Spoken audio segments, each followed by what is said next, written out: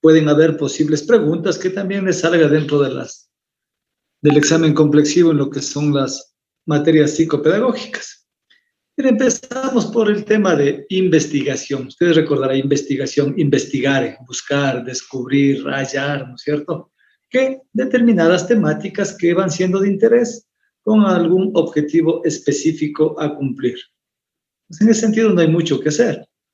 Nosotros podemos hablar de varios tipos de investigación. Podemos hablar tipos de investigación por la naturaleza de la investigación, si es pura, si es aplicada, si es histórica, y dependiendo de los autores va a encontrar una gama amplísima de tipos de investigación. Creo que para ustedes es importantísimo el que cuando, pese a que ustedes van por el proyecto, ¿no es cierto?, de examen, por el examen complexivo, perdón, no por proyecto, es importante que eso tengamos clarísimo las fases que debe tener, los capítulos que debe contener un proyecto de investigación, porque esas son posibles preguntas, como suelo decir yo. Cuando nosotros hablamos de un proyecto de investigación, mire, generalmente tenemos entre 5 y 6 capítulos.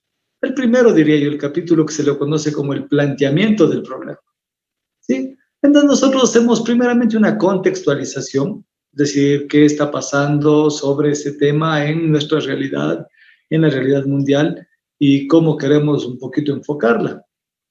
Luego de eso nosotros vamos generando ciertos espacios que los conocemos como el análisis crítico.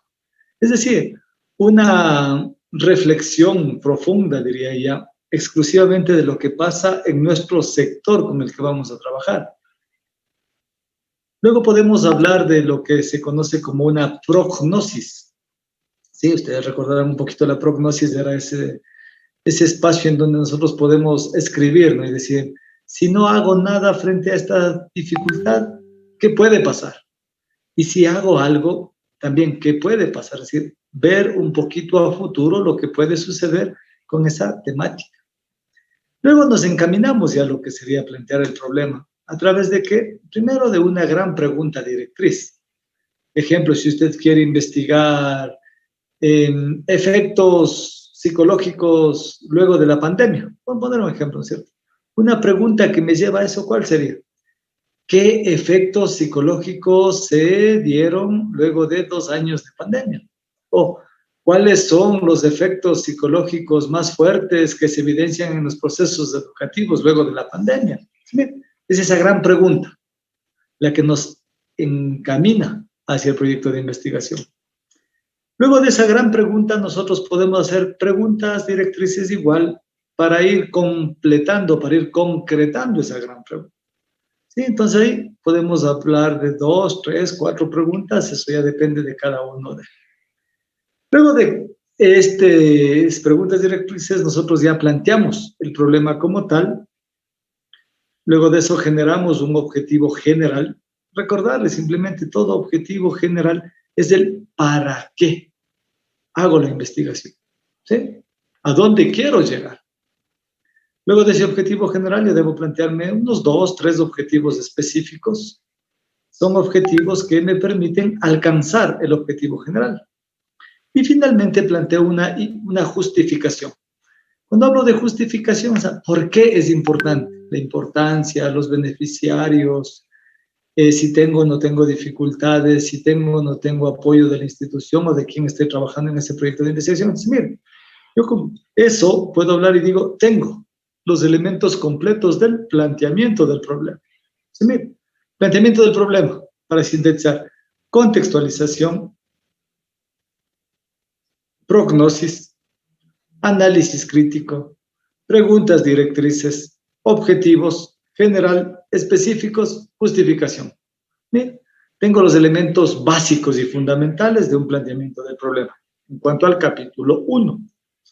Luego vamos a un capítulo 2, que lo conocemos nosotros en la carrera y casi prácticamente en todos los proyectos como fundamentación teórica o marco teórico.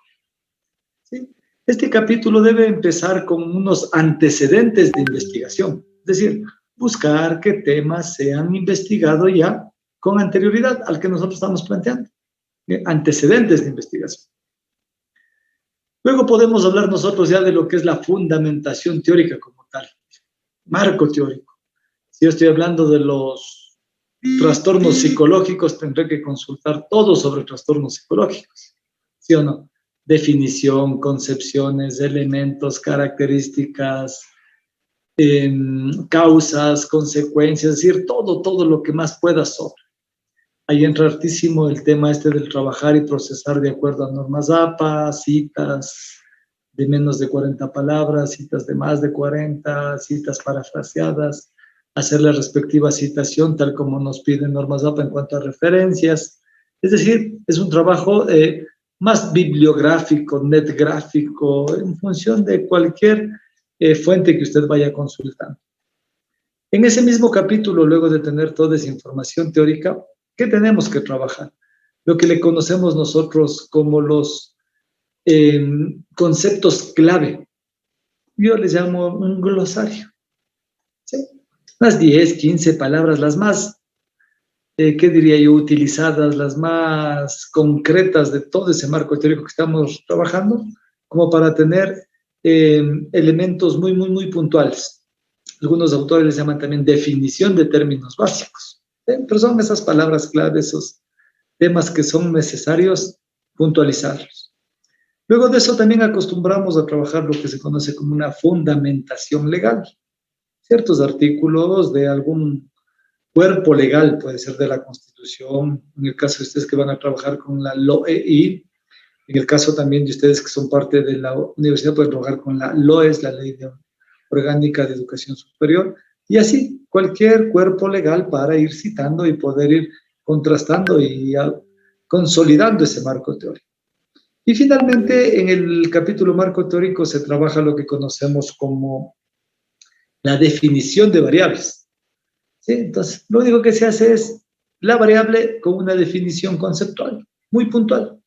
Ejemplo, insisto, si estamos hablando de trastornos psicológicos, como trastornos psicológicos son tales trastornos. ¿Sí? Entonces, mire, con eso, en el capítulo marco teórico, tenemos igual antecedentes, fundamentación teórica, definición de términos básicos, fundamentación legal y definición de variables. Bien, recordatorio súper rápido del capítulo 2. Vamos al capítulo 3, metodología. ¿Sí? Cuando hablamos de metodología, mire lo primerito. Ya estamos recordando algunas cositas que a veces se les pasa a ustedes. Lo primero que hay que determinar es qué enfoque de investigación voy a utilizar. Enfoque. No nos confundamos ahí, porque he visto que ahí es la mayor confusión. Cuando hablamos de enfoques, según muchos autores, coinciden en que son 3 los enfoques que se manejan en investigación. Un enfoque es el cualitativo, de cualidades, condiciones, características. Otro de cuantitativo, valores, números.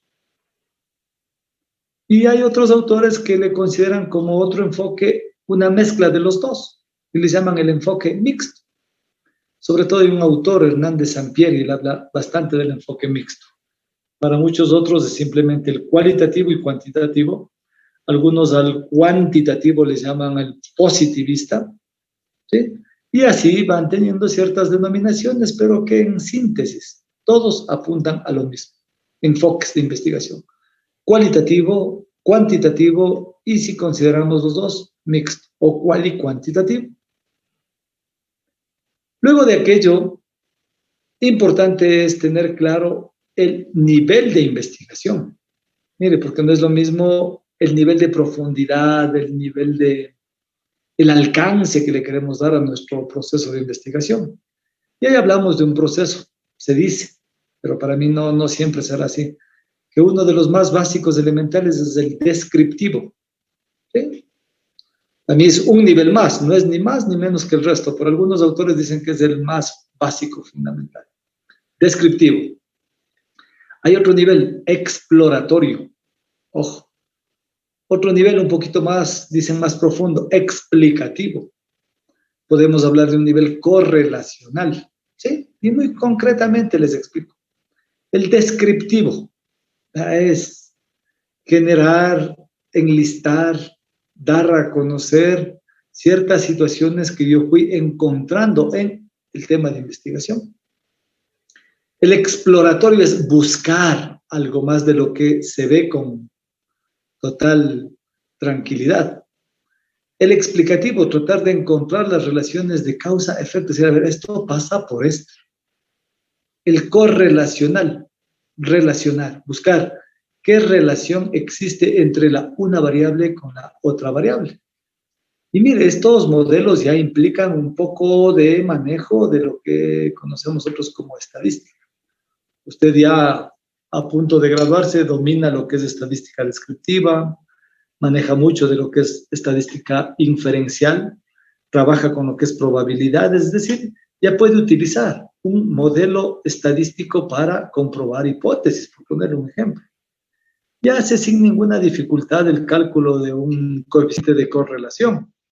Mencionemos por ahí un coeficiente de correlación de Pearson, por igual citarles algo.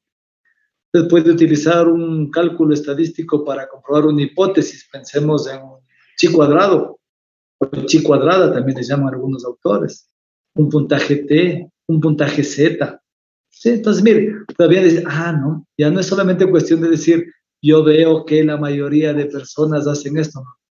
Tengo datos, genero fórmulas, hago análisis de los resultados finales, compruebo hipótesis y en función de eso voy trabajando lo que necesito. Pues mire, por ahí va radicando un poco la dificultad y las diferencias entre los niveles de alcance.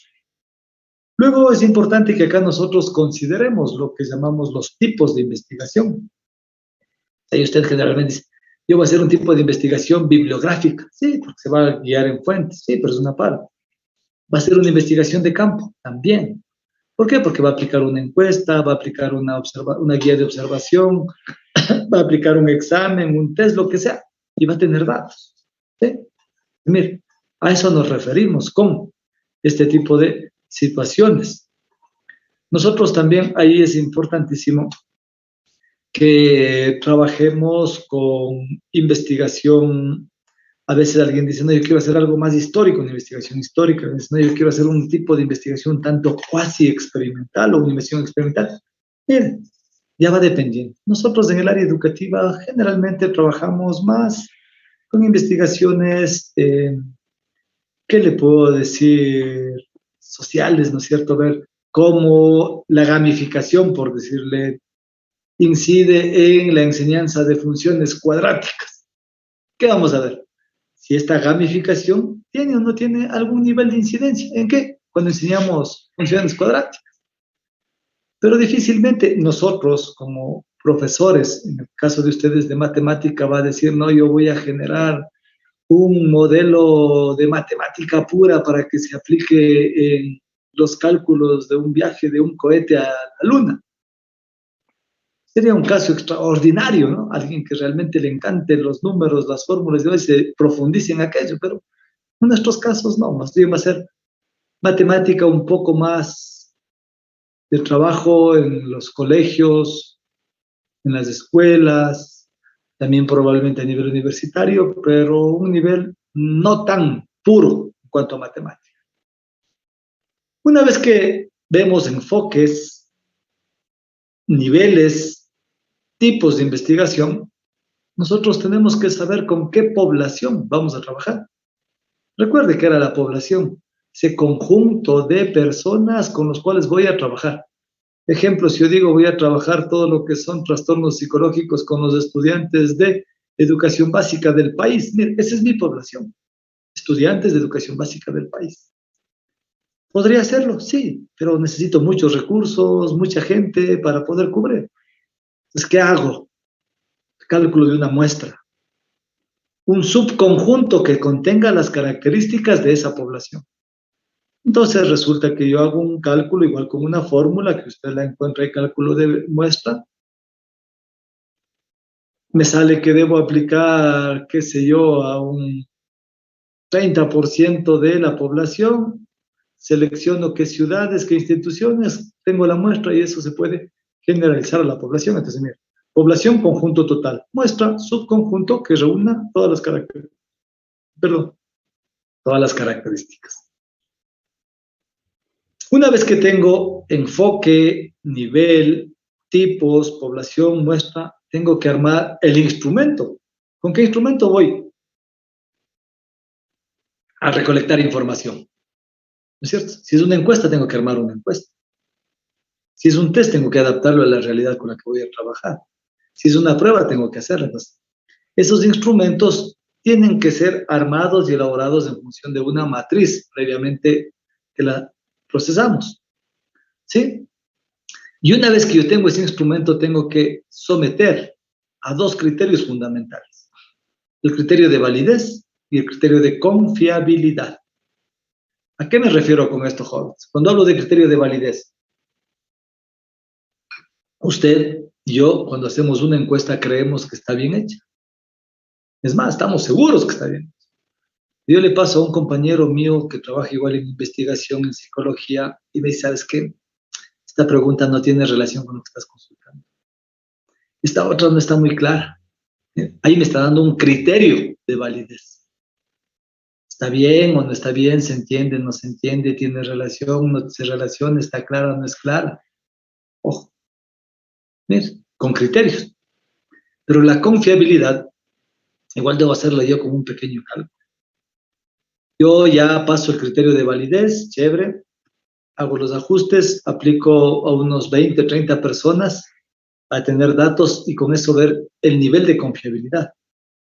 ¿Sí? Ese nivel de confiabilidad, ustedes ya, insisto, en noveno semestre deben dominar.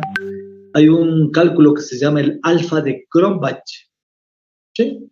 Es un cálculo que me permite determinar el nivel de confiabilidad de un instrumento de recolección de información. Es decir, someto, hago los cálculos y si ese puntaje que me arroja es un puntaje alto, entonces hay una tablita y digo, tranquilo, puedo aplicar a todos. Miren, entonces, dos criterios fundamentales, validez y confiabilidad. Cuando yo genero todo esto, prácticamente tengo la mayor parte, casi todo, digamos, de la parte del capítulo de metodología. Metodología, enfoques, niveles, tipos, población, muestra, instrumentos de recolección de información, dentro de ello criterios de validez y confiabilidad. Y con todos esos datos que recolecto puedo pasar al siguiente capítulo, al 4, que me habla de análisis y procesamiento de información. De todos esos datos. Ahí lo que voy a hacer en el capítulo 4 fundamentalmente, ¿qué es? Ver los resultados que obtuve, tabularlos. Cuando usted tabula, ¿no es cierto? Va teniendo ciertos datos, ¿para qué? Para poder ir generando ciertos análisis, ciertas interpretaciones. Arma tablas, arma gráficos, arma conclusiones para ir relacionando luego. Es decir, vamos dándole la forma que necesitamos en función de lo que queremos. Para finalmente entrar al capítulo 5, que son conclusiones y recomendaciones. Cuando es un tipo de investigación que lo conocemos como un proyecto factible, tenemos que armar un capítulo 6 que se llama la propuesta. Es decir, ya investigué, vi que esto sirve o no sirve, entonces yo propongo algo. ¿Sí? Esa propuesta igual tiene ciertos lineamientos. Al final de esa propuesta yo registro todas las referencias bibliográficas que consulté en los 6 capítulos, todos los anexos que manejé y mire, ahí tengo completo el proyecto de investigación. Capítulo 1, rapidito les hago el recuento. Planteamiento del problema, contextualización, prognosis, análisis crítico, formulación del problema, preguntas directrices, objetivo general, objetivos específicos, justificación. Capítulo 2, marco teórico, antecedentes de investigación, fundamentación teórica, definición de términos básicos, fundamentación legal, definición de variables. Capítulo 3, metodología, enfoques, cuantitativo, cualitativo, mixto. Niveles, descriptivo, explicativo, exploratorio, correlacional y muchos otros que puedan haber. Tipos de investigación bibliográfica, de campo y muchos otros que podamos mencionar. Población, muestra, operacionalización de variables, instrumentos de recolección de información, validez, confiabilidad de esos instrumentos. Capítulo 4, análisis e interpretación de resultados. Capítulo 5, conclusiones y recomendaciones. Capítulo 6, propuesta.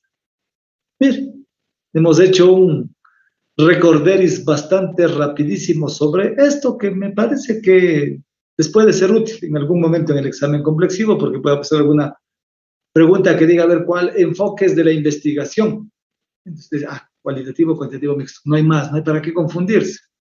Niveles de investigación. Descriptivo, explicativo, exploratorio. Ya. Tipos de investigación. Elementos, qué es un objetivo general, qué es un objetivo específico. Entonces, usted puede ir jugando con, viendo las probables alternativas. Insisto, porque esto usted va a utilizar siempre en su carrera profesional. Siempre le dirán, vamos a trabajar con proyectos. Hoy mismo he visto yo en el Ministerio de Educación, todo habla de aprendizaje basado en proyectos. ¿Sí? Los elementos básicos fundamentales son los que les he mencionado, y en función de eso cada uno de nosotros puede ir revisando diferentes temáticas. Debe encontrar autores muy conocidos. Por mencionar, les decía hace rato Hernández Sampieri, prueba encontrar Ñaupas, prueba encontrar Tamayo, todos apuntan a casi lo mismo, a veces con términos un poco diferentes, nada más. Pero que ustedes pueden decir, no, esto es lo mismo, dicen. Es el planteamiento del problema, es el marco teórico, les llaman el estado del arte, la metodología es exactamente igual, conclusiones no hay nada que cambiar. Entonces, para mi criterio son como las ideas claves fundamentales que probablemente ustedes requieran. Pregunto, más bien, algo que ustedes quieran preguntar, algo que tengan mal confusión y de pronto yo les puedo recordar.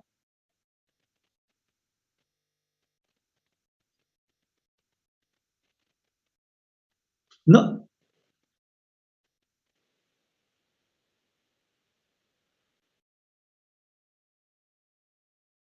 de preferencia siempre. ¿Por qué? Porque le pongo el ejemplo concreto. Usted aplica una encuesta a 1000 estudiantes y va a entregar un informe y la pregunta que le dice, dígame, ¿con qué nivel de confiabilidad fue la encuesta? ¿Qué responde usted? Era bien confiable. No. Usted le dice, de acuerdo al cálculo realizado, el nivel de confiabilidad era de 0.90, por decir. Confiabilidad muy alta. O sea, técnicamente, el cálculo de confiabilidad siempre debe darse para darle mayor seguridad y tranquilidad a lo que hacemos. Porque si usted no tiene nivel de confiabilidad, alguien va a decir, ¿sabe qué? No me convence esta encuesta, es que vuelva nomás a aplicar y primero demuéstreme el nivel de confiabilidad. Por lo tanto, recomendable, nivel de confiabilidad siempre hay que hacer. Listo, ¿alguna otra inquietud, jóvenes?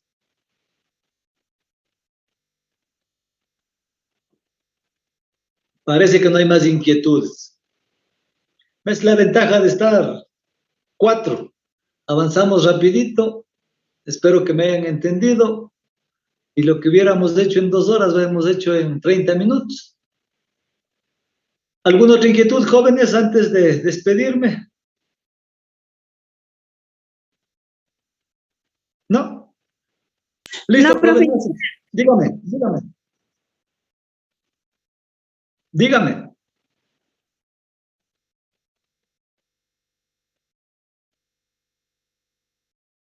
¿No?